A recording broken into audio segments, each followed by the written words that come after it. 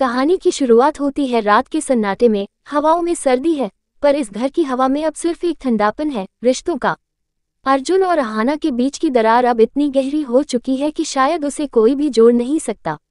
अर्जुन कमरे में खड़ा है, हाथ में डिवोर्स पेपर और आंखों में गुस्सा। वो कहता है, अब और नहीं अहाना, इस रिश्ते का दम घुट चुका है, मैं अब तुम्हें अपनी बीवी नहीं मानता। अहाना की आंखों से आंसू बहने लगते हैं। वो बस इतना कहती है, शायद सच में मैं उस घर में अजनबी थी, जहां सब अपने थे। वो धीरे धीरे कमरे से निकलती है, हर कदम के साथ यादें टूटती जाती हैं। पहली मुलाकात, पहली मुस्कान, और वो दिन जब अर्जुन ने कहा था, तुम मेरी जिंदगी हो। आज वही शब्द राख बन चुके हैं। सुबह होते ही अहाना अपना सूटकेस उठाती है, दरवाजे तक आती है। घर की चाची जी और पिमोनी के चेहरे पर अजीब सी मुस्कान होती है। चाची जी कहती हैं, कहते थे ना, इस लड़की की वजह से घर में मनहूसियत आई है, आज देखो भगवान ने सुन ली। पिमोनी बोलती है, चलो चाची जी, अब घर में सुकून लौटेगा। पर दोस्तों, सुकून नहीं, तूफान लौटने वाला है। जैसे ही अहाना दरवाजा पार करने वाली होती है, तभी पीछे से एक तेज आवाज आती है, रुको अहाना। वो आवाज किसी और की नहीं बल्कि दुर्गा देवी की होती है।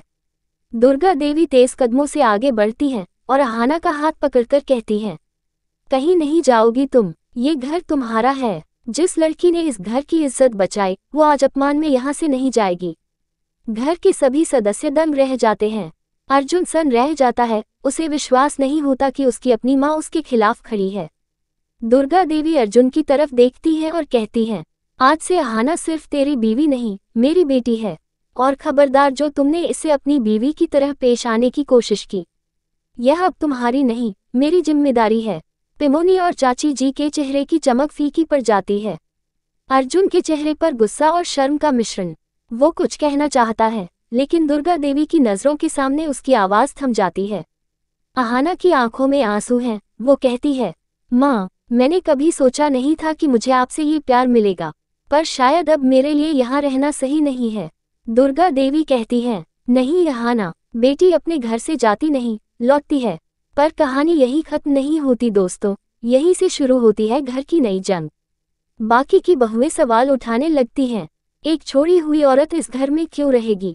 समाज क्या कहेगा? घर का माहौल चिल्लाहटों से भर जाता है, हर तरफ ताने, हर दीवार पर इल्जाम। दुर्गा देवी का गुस्सा फूट पड़ता है, अगर किसी को समस्या है तो ये घर छोड़ दे, लेकिन मेरी बेटी कहीं नहीं जाएगी। पर ये तूफान अब थमने वाला नहीं था। अहाना देखती है कि दुर्गा देवी उसके लिए सबसे लड़ रही हैं। उसे महसूस होता है कि उसकी वजह से यह घर बिखरता जा रहा है। वो सोचती है, अगर मेरी मौजूदगी से माँ को तकलीफ हो रही है, तो मुझे जाना ही होगा।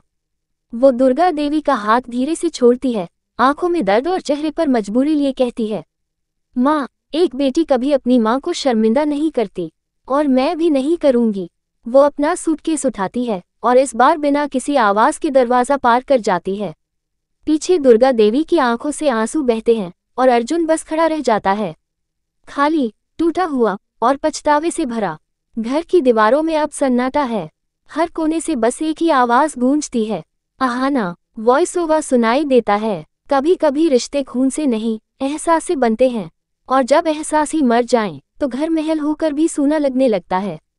अब देखना ये होगा कि क्या अर्जुन अहाना को वापस ला पाएगा? क्या दुर्गा देवी का घर फिर से मुस्कुरा पाएगा, या ये जुदाई हमेशा के लिए रिश्तों की आखिरी दहलीज बन जाएगी?